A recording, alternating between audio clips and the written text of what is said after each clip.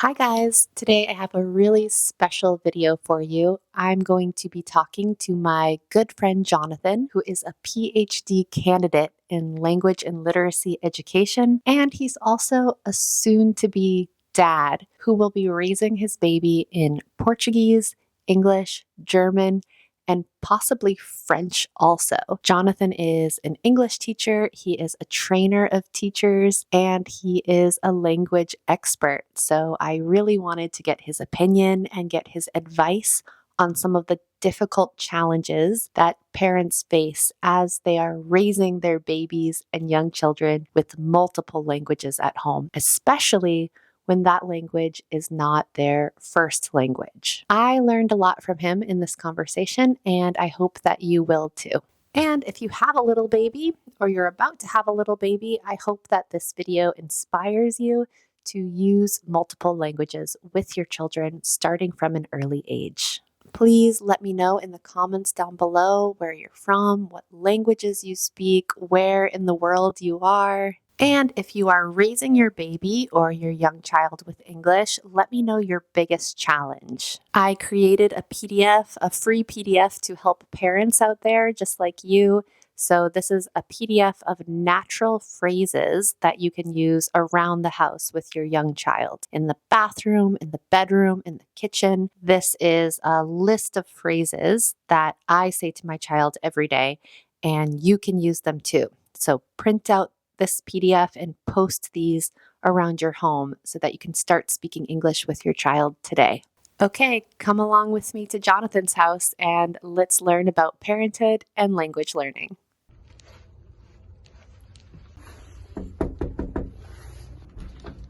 Hello. Okay. Is it recording? It's recording. Okay. This is Jonathan. Hi, everybody. Yeah. Good morning, good afternoon, good evening, wherever you are. What I really want to concentrate on is something very exciting. It is. Jonathan is a soon-to-be dad. And just a few weeks' time. Just a few weeks. Like I'm trying not to. I feel very emotional today. Surrounded by baby stuff. I don't know what it is.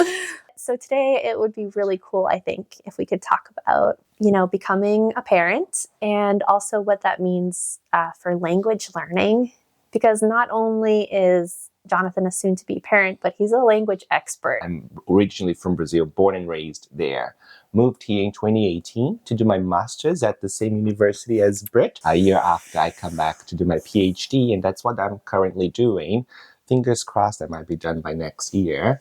And it's really? all up. Yeah. Hopefully. That's who knows? fast. Yeah. It's 5 years. Come on. I am happily married to a German Canadian. So that means we have a trilingual household. And I also have French under my belt. Not that I'm practicing much. Right now, it's kind of half and half. My will to learn French goes alongside with my push to learn German because we will have a trilingual child in a few weeks' time. So it's been quite a journey. Let's talk about that. Is this something that you have been sort of planning for really intentionally, you would say? Like, is this something that requires planning, do you think? If you check my Duolingo, I'm on day 200. So ever since, I'm serious, it's 200. Of German. Yeah. German. Ever since we found out that we were pregnant, I said it's time. And so I started there, listening more closely to the conversation between my wife and her mother. And then we are gathering books, all in German. And then here and there, I read with my wife as well to see if I'm getting the words right or what the meaning is. Essentially, the purpose is not me being completely fluent. Yeah. I do not see myself as the one responsible for carrying that language across, but I see value in the child recognizing that I'm also making the effort, that I'm also trying to be there to have that language as part of who I am. Totally. It's the language. German is valued in your eyes as well. Yeah. And it's not just the language. You have to think language as part of a big umbrella. It's almost like an umbrella element here that we have the language, the food, the cultural practices, the jokes that you may make in one language might not come across the same way in the second language or third language. So me acknowledging that this language is part of our identity, part of who we are, and showing my kids, like, I do not speak this language, but I am learning so that you can also learn, is just a demonstration of how important languages are in our household. We're going to look at some baby stuff. And all the language that comes with all the baby stuff, which I had no idea before. Oh, that's right. Yeah. Like, why would you have ever needed to use these vocabulary words? Ever. Actually, what is this? I don't know this. So this is a white noise. White item. noise machine. And it comes with white noise. Right, you have different so colors cute. there, depending on the time of the day. That's going to be useful for you. And then you have all the sounds. It can be cars going by, or it can be cars going by. Waves. Why would you want to listen to cars? Like, just there's this airplane noise. You can come to my apartment and listen to cars going by. Yeah, so there are variations of white noise that they have. Yeah, that's super useful. Yeah. Back in the day, this was not a thing. I never had one of and these. Nowadays, everyone says they swear by it. You should have it. We have one here. We have one for the stroller as well. Yeah, so we had that too. We had a portable sound machine. Yeah, and nightlight too. Do you envision yourself speaking just Portuguese with your son? Yeah, it's a funny little question. I mean, if you look back in books and theories, they talk about one language and one parent. I'm sure you have talked about this earlier with your folks. But at the end of the day, there is no such thing as being strict, because the more strict you are, the more you can reduce the children's affection towards language. We have a specific term called affective future. The more you put pressure on, the less inclined they might feel to engage with that language. So it has to be playful. It has to be fun. So in response to your question, no, I don't see myself only using Portuguese. No, I don't see myself only using English. I see myself using the languages that we share in this household. And it will vary according to, let's say, we're having dinner. And dinner at that time will be just in Portuguese, just for the sake of making it fun. Or we're going outside and we have German friends, and then German will be the language is spoken there. But we live in an English-speaking country, so there is no way that English will not be part of what we are saying or what we are going to be communicating. I also had to learn some new words because they're Canadian English. Yeah. Like this is a Soothie. Yeah. This is not a Soothie for me. I know. It's a Binky. A Binky. Yeah. It's chupeta. So 3 syllables, chupeta. But kids call that pipeta. Pipeta? Yes, you have the place where you have the Soothie, and then this is kind of the comfort blankie that they carry along. I don't see this. It's human condition to put everything into boxes. He is Portuguese, he is English, he is German. Yeah. When we communicate with our hands. Look, I'm always gesturing. My gestures are all around. And I'm not thinking intentionally what gestures I'm using to communicate. But the fact that I'm using these gestures, it only goes naturally with what I'm saying. The same thing goes when I use English and Portuguese, or English and German, or German and Portuguese. It doesn't matter. It is very fluid. If someone says that it's a corriente, it's a wave that you navigate when you have multiple languages. And when you are riding a wave, or when you're just trying to swim, the wave kind of takes you, right? And the wave can take you to different places depending on how it goes. You might have an intention, but you will see that things are just going to move very fluidly, very in a flow that you not necessarily consciously control. It just comes naturally. Do you have any fears? That was a long response. I'm sorry. I got excited. Do you have any fears in being, because this is what I hear from other parents. I think that some parents think that if they're flexible, then they're going to lose it all. You know what I mean? Yeah. I feel like fear is part of parenthood. Yes. Almost like we always fear that something's going to happen. Yeah. So there is no way for you to get rid of that fear. there is only one certainty to me, which is the will to maintain languages alive. Yeah. And however that is going to play out, I have zero control. I'm almost like a control freak, to be fair. I like planning. I love planning. That's I'm part a of control freak yeah. too. It's all about being a PhD student. You're always like controlling, putting into charts and trying to find themes or whatnot. Yeah. But yes, I do. Do I have a system that I've been working towards? Yes, I have.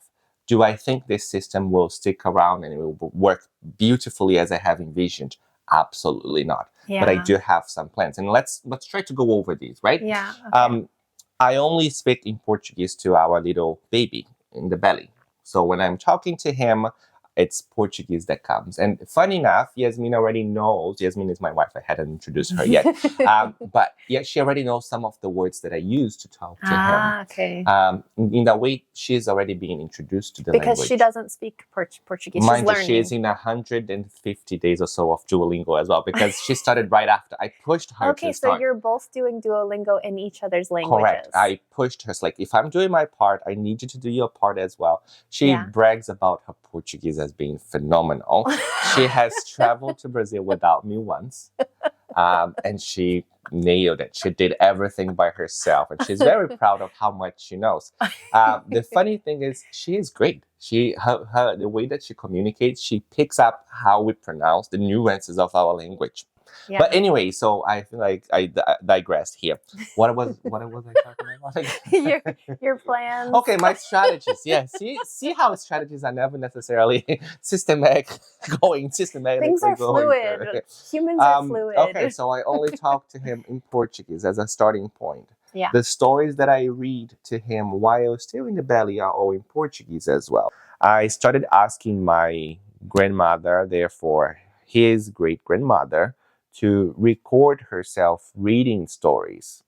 And then based on that, I created kind of a play. I'm starting to create a playlist. He can listen to the stories of his great-grandmother reading, not me, but the great-grandmother. That can happen during bedtime, or there is some tools nowadays that you want to have your kid without screens around so they can listen to, and you can kind of create cards and add the audio to these cards.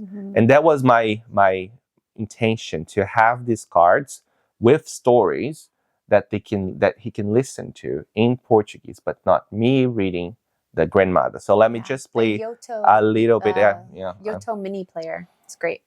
So as I was saying, I got my grandmother to record some of the stories, and I transformed that into an audio that later on will be available to our kid through these cards he can choose from to listen at whatever time or during bedtime. So here's an example. Tentando envolvê-la. Não consigo. Precisaria de 2, 3, 4. De muita gente abraçar a baobá. So that's like the Black Little Prince, and that's my grandmother reading. The other thing I've done as well, my aunt has started sharing the mini stories of my childhood, and she sent me the audio, and I'm putting a collection of these tiny little stories of the time when Jonathan did X, or the time when Jonathan did Y. And that becomes, again, another moment of family time where we listen to stories. One thing, it's me telling about what I did back in the day when I was a child. Another thing is my aunt telling with her own words and her own way of speaking. And that's how I try to foster that connection, even though they are so far apart, but you have something to bond, something to connect. So beautiful. And he can hear different speakers, even from far away. We have a thermometer. I think this one goes in the bum. Yeah, 3 ways. That's 3 in 1. And when we did our baby prep lessons, it's like, avoid any holes. Try to go anywhere but the holes, because you never know how things are going to go, right? And so she said, like, try to use just under the armpit. Underarm. Goes in the armpit. It goes in the mouth and in the bum. Yeah, so avoid any holes. That was the takeaway that I had from the course, and I will stick with it. It's like, yes, I don't want to do any of that. Okay, the other thing I want to ask before I forget is that you talked about like not having a connection to English lullabies. the songs as well, if you think about the Tinkle Star song, some of them have like no meaning to me because I did not grow up with these songs. So why would I put my kid to bed replicating, almost just mimicking what others have done in this culture that is not mine? So I haven't learned. If you ask me lullaby songs in English, I have no idea. If you ask me lullaby songs in Portuguese, I've forgotten all of them because none of them would be according to what I think would be a good message to the kid. But a lot of the students that I have now are like from like another country. They also have no connection to English lullabies, but they're trying to sing these songs in English to their children. So it's an extra challenge. Yeah. And the question is, why are they doing this? Is it because someone told them to do it? Is it because they are trying to get more and more familiar with the culture of the new country where they are? No. So this is like a mom, for example, a mom who lives in Japan, mostly monocultural community, who would like to teach English to her baby at home. Yeah. Because the idea is that mom probably struggled with English in school. She doesn't want her child to have to struggle as much. And she would like to give them a foundation in English before starting school. And so things like songs and gestures, as we talked about, are the best ways to impart language to a little one. So she's going to do what she can. And like, it can sometimes feel unnatural. In my own experience, I also tried to sing French songs and things to Dory. I've always read to him in French if it's a French book. You know, books in French, we read in French. And at first, I would say it did feel unnatural. Yeah. But like I grew into it, and I love singing the French songs to him now. Like it's fun. Yeah. So, I don't see any harm whatsoever because it's any culture might seem unfamiliar to you as you start to approach, but you are very intentional. You are doing so because you want your child to be familiarized to that language. Same thing goes to me trying to learn German and try to read the stories that it might seem very unnatural for me to read a story in German to my kid because that's not the language I grew up, or whatever the story is about might make no sense to me whatsoever. But it makes sense within that culture, within that language that we are trying to raise and trying to foster in this household. That's the key. Yeah. It's natural in that context. Correct. Everything. If you are trying to learn a language and you don't consider context as the number one priority, restart. Get back to it. Everything becomes natural and it makes sense when there is context. Yeah, that's like so key. Yeah. So the mom in Japan singing lullaby songs in English, it might be unnatural for you to be in that country using things that were raised in another culture. But what are you trying to do? You are really trying to educate your child or raise the child in a new culture. And one way to do so is through lullaby songs. And then the another way is through stories. And you will make a selection of the stories you want to share with them according to your belief systems, according to what you think and how you want them to engage with that language / culture. I love that. I get so bothered sometimes when I hear this word unnatural. And I like struggle to figure out why. And this is it. It's like, it's not unnatural for me to read a book in French with Dory. It's not, that's not the right word, but people will say it's unnatural. And this is exactly, thank you for giving me the words for it. It's because it makes sense in the context. Sometimes we count and stuff in Indonesian. It's not unnatural. We're learning. But there is still context, because where was the island where you guys were situated for 3 months? We're just learning a language we're interested in as a family, and that's enough. It's playful. At the same time as you can play cards, you can play languages. You can bring a language to the table and say, like, today, that's what we're doing. And you're trying to bring the patterns together. If it's a puzzle, think about a language and you're playing as a puzzle.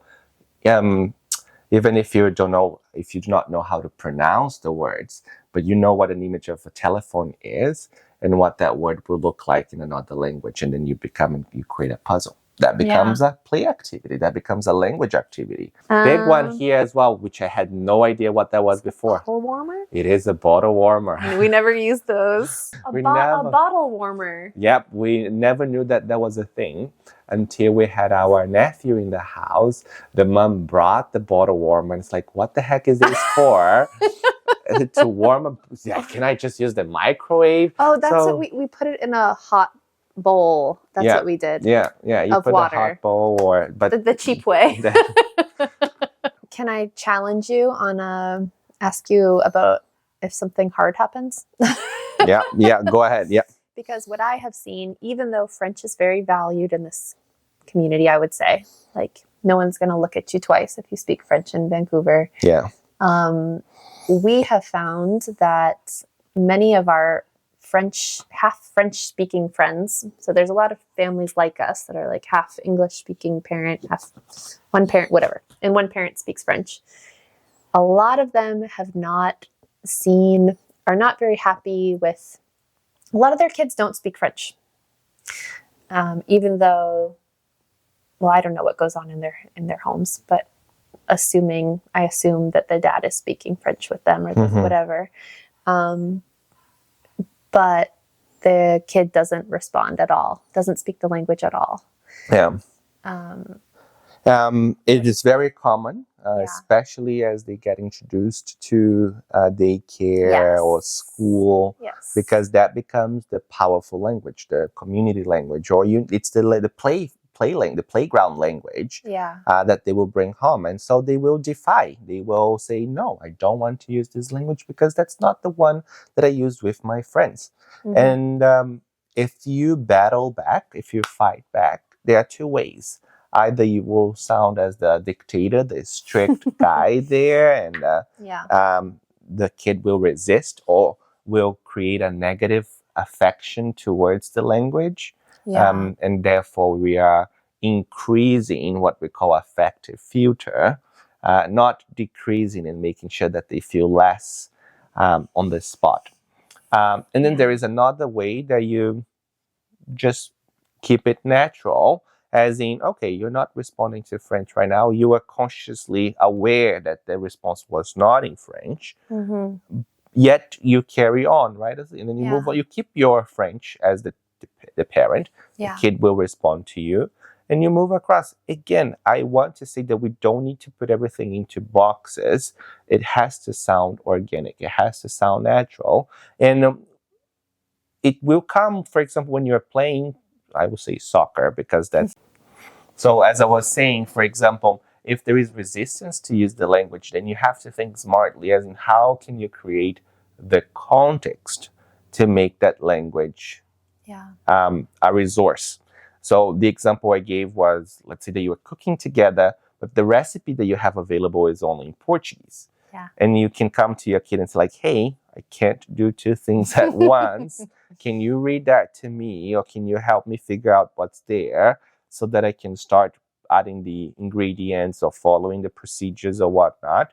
And then there will be a reason, or raison d'être. There will be a reason for using the language rather than you imposing. Mm-hmm. Or if you are watching a sport, the sport is in whatever language, whether it is Portuguese or English or whatnot. And if the kid wants to understand what's going on there, then there is a reason for listening.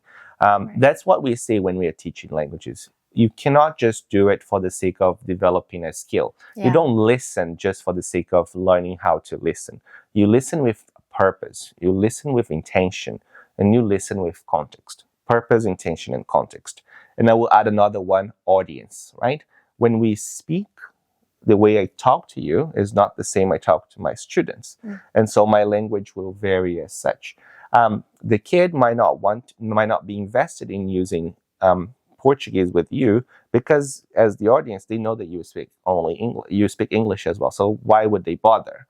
But if they have little friends that only speak Portuguese there, then they understand that their audience is Portuguese speakers and they will have to use it. Yeah. And so when we understand that audience component, then it becomes organic, natural, resourceful, purposeful, meaningful to use the language. It's not just because the parent is asking or forcing them to do it. There is a reason for using Portuguese.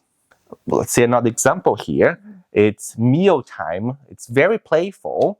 It's our dinner time, and today you can have a flag around, or you have a projection of a place that is in your homeland or whatever it is, and that becomes the make it believe kind of moment. There is a reason for using Portuguese there or for using English. You create the circumstances from a playful perspective. Play is huge, actually. That's 100%. It's everything. It's their language. Especially with kids. If you want them to if you want them to learn a skill, language being one of those, make it playful. Create the circumstances for such. If you want them to do anything, actually, make it playful. Yeah. Literally, you can change make clothes, anything have a bath, brush your teeth. If you make it a challenge, if you make it playful, then they will be invested. 100%. So if you go through the route of the dictator and you do it because I told you so, like we were raised. We're fine. We succeeded from a different... This is not the same generation. The kids that are coming these days, they come with much more power, entitlement, understanding of who they are and what they mean in the world. And the formulas that applied back then are not the same that apply these days. So we need to be smart about it and use the skills, knowing that play is the way that kids learn. So I go with it. If you have ideas of play that you use with your kids, please share with me, because I'm kind of already thinking of the potential play activities. They come very naturally, right? It's out of the one place and the idea comes. But if you have some, please share. I want to use them. The other thing I've learned as well, sometimes we think too many toys will be the goal. Parents end up buying lots and lots of toys. Essentially, the kid needs one toy maybe, and the toy doesn't have to be plastic. It can be a box. And from that box, you create so much out of it. And you create stories, scenario, you name it. And so look at an object and the object as a potential toy, and all the ways that you can make language learning come out of that toy. I remember playing with Dorian, and we had one helicopter, and I fit one dinosaur.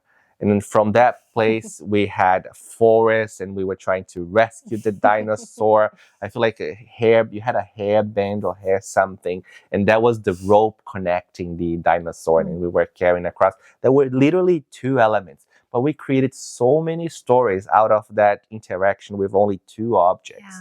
So don't think it's really it feels so common sense to say less is more, but it's true. Like you need a few items and you can do so much. You might have send 100 books, but you will make available, let's say 2 or 3 for the week, and you're going to be using 2 or 3 of those books with them, one in each. One thing that I've been thinking, and it's the magic box or the curious box. I'm still yet to find out how I'm going to call it. But it's inside that box every week. I plan to have the books that we're going to be reading for bedtime.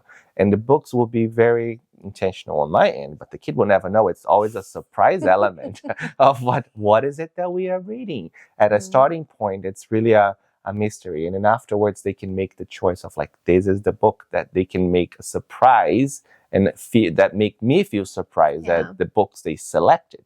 And we don't know if that is going to be in English, German, or Portuguese. But that again becomes a playful moment of choosing what you're going to be reading or listening or doing. I like that. We've always let Dory choose the books he wants to read. And I think that only works because he is interested in the other languages. Yeah. Because I've heard other stories where they only choose the English books so that you have to hide the English books or whatever the dominant language is. But we've been lucky in that he does choose French books. But if you make it playful, as I was saying, then it becomes it's a challenge. You want to surprise your parents, as in, what is the next book I'm going to choose? And maybe they will find pride in choosing a book that you were not expecting. And that book could be in Portuguese or English or German. I have a good tip for you. Yeah. Put books in the bathroom. Oh yeah, yeah, because bedtime. Yeah, they're stuck in there. yeah. Our case is slightly different. We don't have the bathtub anymore, Oh, so yeah, you're yeah, not yeah. going to have them. It will be more like the Brazil. If never mind, because I never grew up with a bathtub, but I would spend like endless hours inside the shower, playing with all you can name it. It was more Yeah. sport related, but I would spend like But hours even and like hours. not So just in the bath, but like by the toilet. by the toilet, yeah. Any place, because I think that sometimes we think that bedtime book reading has to be limited to bedtime. To bedtime, yeah, no. But if they're absolutely just not. all around the house. Yeah. We are trying to do this. I mean, we have a space in the nursery for books in this area where we are here. Yet to get one there, and then there is another area in the house. So we are really trying to create the spaces where reading or engaging with language is all around the rooms. I'm so excited. Yeah, it's coming up. Very important, because this is a Brazilian household as well. Hammocks.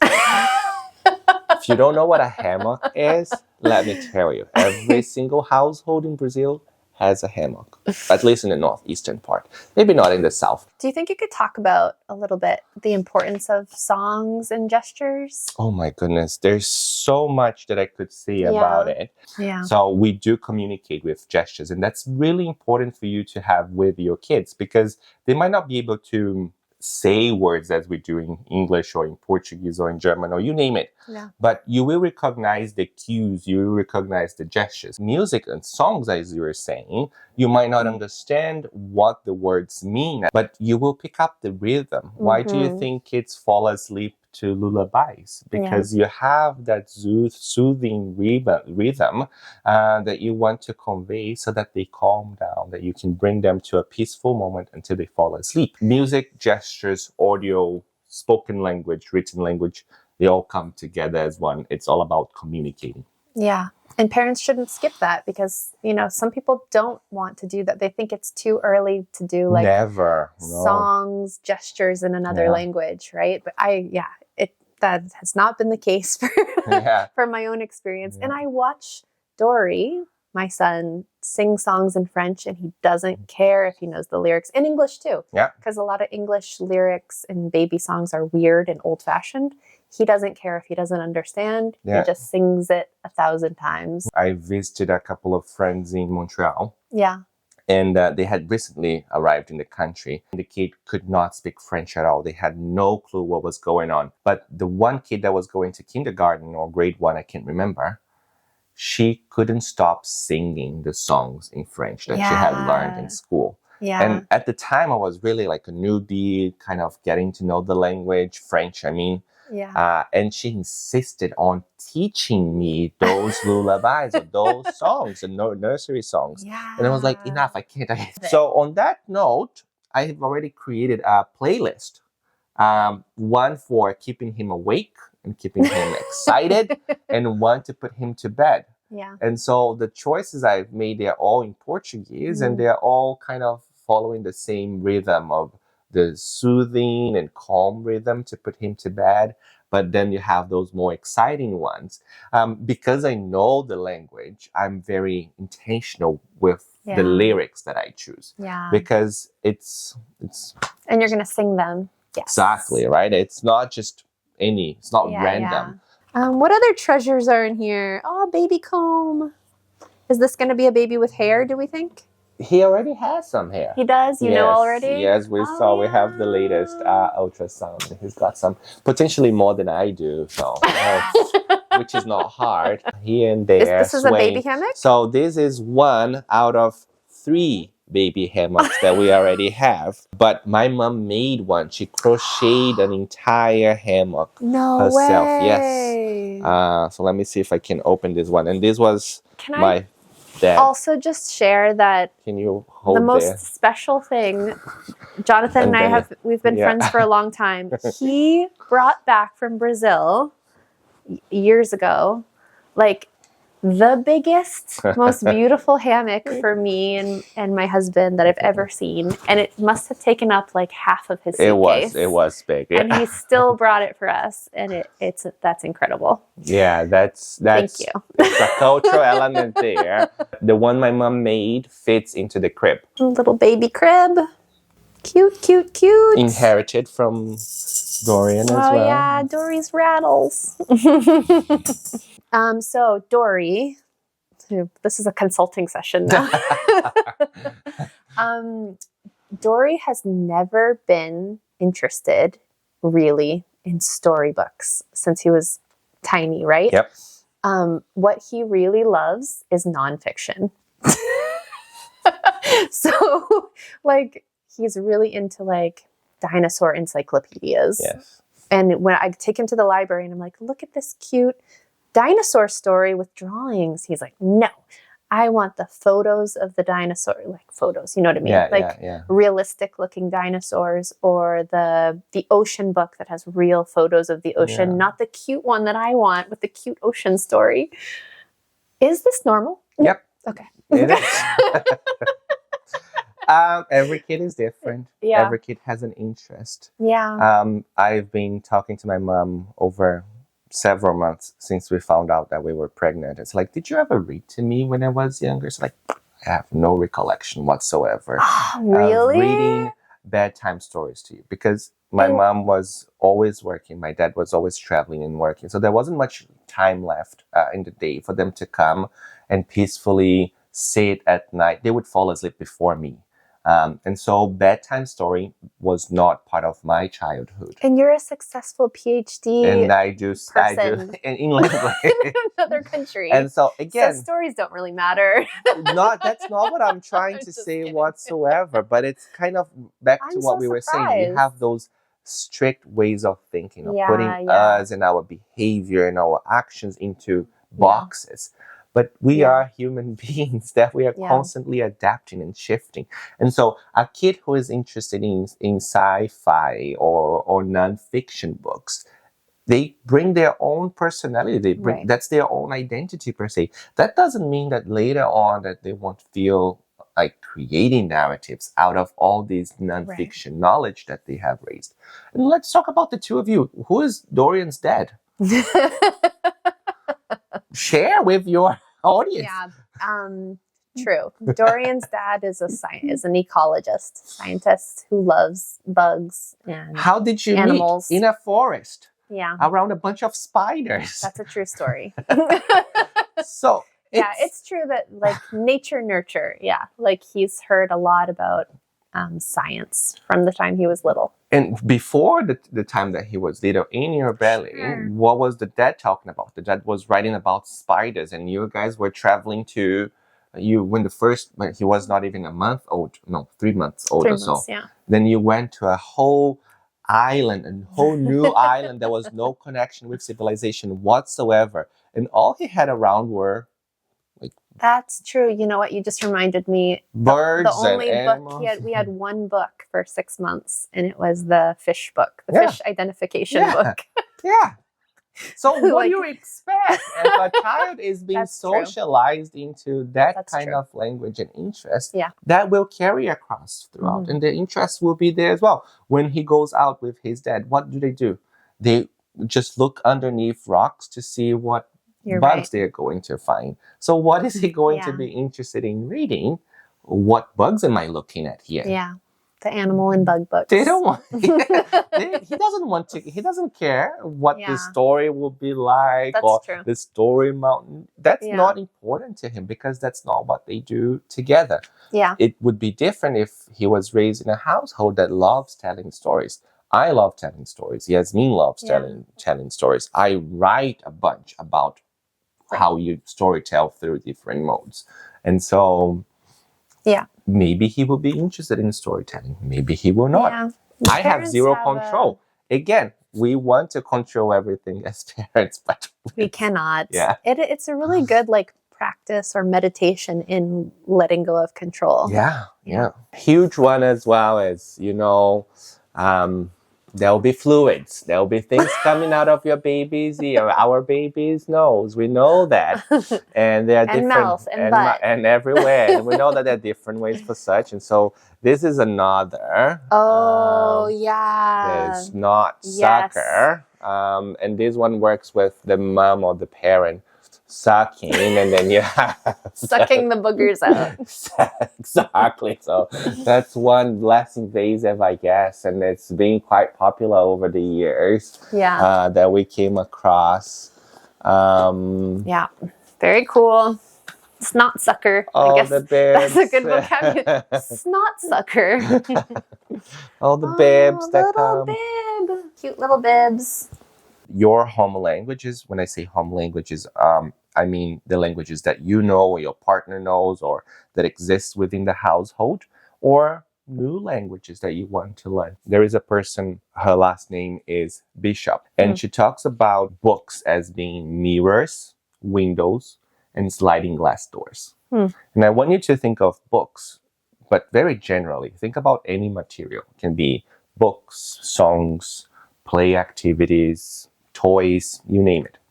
If a toy is a mirror, the kid can see themselves there. And when I see themselves, they see who they are, who the parents are, where they come from, the languages they speak, the cultures they practice. It can be a window, as in like, well, that's not my culture. But there's something else happening out there. What is it? Let me learn. I'm curious. And you start learning more about the person's life or the culture's life or the language that exists beyond your little household. And then there is also the materials that create an opportunity for you to step in. It's the sliding glass door, which not only can you see what's going out there, which is a new culture, but to say, hey, I want to do that too. And so it's, I don't know German, but I see there is German here being played or being spoken. I want to be part of it. And so I pick up one or two words and I just go along with it. And then every time I communicate with those folks, that's the language I'm going to use. So books, languages, stories, songs, gestures, they are mirrors when you see yourself. You are a window where you can engage with something that is unfamiliar to you or unnatural to you, but it's right there. And you have this sliding glass door that is like, well, it is a There's natural. a glass door here. That's why I'm always over looking here. over there. And then there is this unnatural, but there is a sliding glass door that's like, hey, it's not familiar to me. It might sound unnatural, but I want to give it a shot. I want to give it a go. And you engage with it. Yeah. So I always like thinking of this metaphor, this visual metaphor to explain how we can bring languages and cultures and identities into the classrooms. That means the teachers who I work with, but really our household here. Yeah, I love that. That's really a really cool metaphor. We also learned that this is not, we got it for free. Sleep sack. Or swaddles, right? Swaddles here. This one, it seems like it's not the safest because the babies cannot move their arms much. They're all within. But there are several kinds of swaddles here. I've never seen this type of swaddle. That's interesting. Doo-doo-dee. Yeah, we only ever had the just baby blanket. Wrapped him like a burrito. Yeah, so that is the receiving blanket as well. We got a few receiving blankets. So soft. Muslin bibs as well that you have there. I love this material. Yeah. So again, another thing, we're always combating the world, I feel, as parents. True. Yeah, right? yeah. Because we have against the world kind of thing. We have our values that we're trying to give to our children, but then they go out and they face the world. Yeah. And I'm coming up against this more and more as Dory's getting older and interacting with the world more and more. And I think other parents are too, because the question I get so much is about accent. And again, this word, natural. Yeah. And so I tell parents my sort of version of, I want my child to have a certain kind of accent. I want them to learn English at home. I want them to have a certain kind of accent. And sometimes I don't know how to respond to this. And I do my best to explain. But I think what I'm fighting against is this sort of force of, the world hasn't come to this place yet where academia has. Mm. You know, like there are these prevailing prejudices that we have to fight against constantly. And I try to empower parents to see this in a different way. Yeah. And sometimes I think I'm successful, sometimes I'm not. Just to be specific, like I can talk about my son, who he'll be around, I don't want to throw anyone under the bus, but he'll like be around his family, for example, and they'll make comments about his accent in French. And I'm very quick to shut that down. And I've taught my husband to be quick to shut that down because I just don't think it's appropriate or helpful for them to say that, oh, even if it's a lighthearted comment, I don't like it. Like, oh, you know, he says that so anglicized. He says this funny thing in French. That's such an English way to say, or something, you know? It's not meant to hurt anybody, but I don't want him to be self-conscious or to stop trying because he's heard this comment. He's little, he doesn't want to be different from his cousins or whatever. Yeah. And I find this like kind of a difficult thing to navigate sometimes with other parents. Well, is there a way to empower people, like some way for them to stay centered, to keep their kids confident in trying, despite the world being the way it is? Okay, so I'll try to do this in the most concise way possible. I know it's a big question. Let's divide into two things. Let's say that language is power, language is identity. Okay, let's divide these two things here. Okay. When we say language is power and we think about accent, when you want your students, I mean, you see clearly that I'm a teacher, but when you want your kids, to sound like Americans, or you want them to sound like the British, you have to ask yourself, why is that? Yeah. Because when you sound this way, there is power involved. Yeah. You will not be seen as an immigrant. You will not be seen as a foreigner. Therefore, you might have more status in that community, in that place. And people will recognize you as knowing more, being more knowledgeable, because you sound natural. Right. So there is one way for you to see Or we it. could use the word native, which is even more I don't use the word a native. hot topic. I will not use the word native because that's a third layer that I would have to open here. I have to say though, this is like kind of where we're starting from. When I get questions, I use the word native.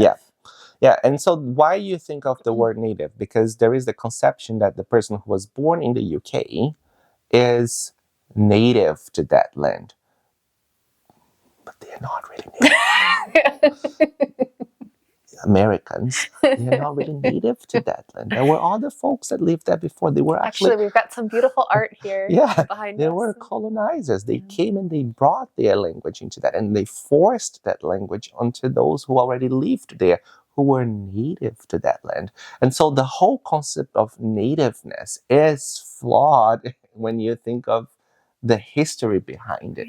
And so that's why I don't like using the word native to explain language as power. It's like, it might sound natural because you were born and raised, and that was the repertoire, that was the language that was used for you to communicate with others. And so if you think about, I want my child to sound like an American, you were really perhaps thinking from a perspective of power. You want them to have the status. You want them to have the same privileges that someone who speaks in such way, natural way, might have. Is there harm in doing so? It's your call. It's your choice. You are making a choice that you want them to go down that route. But what is the con side of it? You are really trying to mimic. You are really trying to be unnatural, because that will not sound necessarily who you are. If I only want to sound like an American, or sound like a Canadian, or sound like a British, I'm letting go of all the steps that I've taken in life, and all the things that I have experienced before in Portuguese to sound like someone. Look at what we're saying, sound like. It's not sound like me. It's not being me. It's sounding like someone else. It's almost like you are impersonating yourself to be someone. So again, I'm not going to say that this is harmful, that this is not the way to go. It's a choice that you make. Let's look at language as identity. Where I come from English was never, my parents do not speak English. My sister has an advanced level of English. None of my grandparents have left the country. They don't even own a passport. Whoever I have around me, language was not, other languages was never a thing. And all the books that were, and I say books, textbooks that were read there were about British culture. But all that I consume is American culture in films or series or whatnot. And so I can't really make a distinction between the way that the British sounds. Obviously, there are differences. I know there are a tomato and whatnot. You can go around there. I understand that these elements are there, but this is not who I am. When I start using the word tomato, this is only how natural it sounds to me, how I learned to say the word. Obviously, I'm not going to say tomato, or that might not be the best example to say, but I'm not going to be using a specific way of saying the word or a specific accent just because I want to sound like someone. Right. I will say because that's how I learned, that how I'm able to communicate with others, and it represents where I come from. That's how I learned the language. The fortune that we have is we live in a community that gives away a lot. We are always told how expensive it is to have children, but we are very fortunate because many of these items that we have here were either given to us for free or gifts, but the majority were truly, we go into online groups and they say, hey, we have X number of clothes, 0 to 3 or 6 to 9. Yeah. We bought nothing when it comes to clothes. Everything was donated. And it's a circle, a full circle, as you said. We're going to pass it on to the next family once the time comes. And it's beautiful. It makes it much easier on parents to raise their kids 100%. Without thinking of the financial burden that might come their way. So yeah, we had the same experience and felt really lucky about it too. I've maybe digressed here, but what I'm trying to understand is when it comes to accent, you have to think you want your kid to have this power, this status. It's okay, but there are cons to it, as in they're not being themselves, but perhaps we're just trying to impersonate a way of speaking. And you have the language of identity that you are learning the language and how it sounds, but it is such a global language. You can see that there is American English, British English, Canadian English, German English, Brazilian English, and they will all come across this language, this tool, and they will sound just like it is because they are using their way, where they come from, their identity plus English. And just to finalize this, just to wrap it up, as soon as I open my mouth, even these days, I come across, especially depending where I am here in the lower mainland, Vancouver, where are you from? As soon as I open my mouth, for whatever reason, I say one word or two words, and I'm asked that question. Never mind I've been here for 8 years, never mind that I understand that some parts of my speech sound more natural, others do not. And the way I reply to this is like, but where are you from? Or why are you asking me this question? So I pose the question back to the person in order to see where it's coming from. Because that question can come from prejudice, that they are already finding myself as sounding unnatural, and therefore they want to ask me where I'm from. Or it comes from a simple, true curiosity. So like, maybe it sounds like someone who I know, and do you come from the same place? So I always try to ask the question back before I reply aggressively, which I have done before, because I know sometimes it comes from a racist perspective, as in like, you don't sound native, you are an immigrant. And I don't let that happen, because language is power. And when I come across such question, I say, well, it's funny, right? Because you only speak English. I know these 4 languages here, and I know how these 4 languages work. Do you? Oh, funny, you don't, right? Okay, so I guess I have more power than you when it comes to that point. So good for you. Yeah. I don't want parents to feel they are doing anything wrong because they want the kids to sound American or sound British. It's natural. You want them to have that power. But I don't want them to also think that if they don't sound as such, they are less. Or that they're not learning right, or that they know less. The person who I admire the most, philosopher of education, Paulo Freire, he's Brazilian. And he's the most cited individual of all times from our home, from our country, abroad. He's from a very little, 150 kilometers away from my hometown. If you ever watch his interviews, he sounds very much Brazilian English. But his ideas have cut across generations. Stick to what you believe, and do not feel less because you sound like yourselves. At the end of the day, I feel like that's the point. You need to sound like who you are and who you want to be. If that is you trying to be British or Canadian or English or sound like them, it's your call, right? But I feel like I have come to terms with that feeling of not belonging. That's quite a topic for those who are immigrants. When I accepted that I will not sound like a Canadian because I am not just a Canadian. Oh, the big one as well that you're seeing there, that is a genie, The a diaper genie. This is the stinkiest trash can in the world. Right here. Also donated, but we did use it, and it's almost like a miracle how the smell is gone. You don't see it. You used it with the nephew? Yes, we had our baby shower here, and there were 2 babies, and they used it. And it was like full within 2 hours. We had to put it here. I don't know what you would call this thing. A rocker? Maybe, yeah. Who knows? Baby rocker. Is it on? Yeah. Maybe Dino can try it. Yeah. Super cute. Put Dino there. Yeah. I like that you call it out, and I think that's important for kids to see too. Yeah. Like if anything, if someone is being racist or aggressive and your child sees that you call that out. Yeah. And I do think that fosters a sense of pride in their own identity. Because kids need to see models of things. Yeah.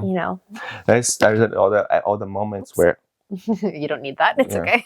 There are the moments where I might say a word, and that word will sound like the British pronunciation. Yeah. And someone who's here is like, "Oh, I'm pretty sure it sounds like this." And it's like, you might be right, or you might be wrong, because it might be British English. Or you know what? This is my Brazilian English. Do you know what I meant? You do, right? Okay, let's move on. So that's really the case. Yeah. It takes courage from the speaker, from an immigrant, to say, I don't care how you think I sound.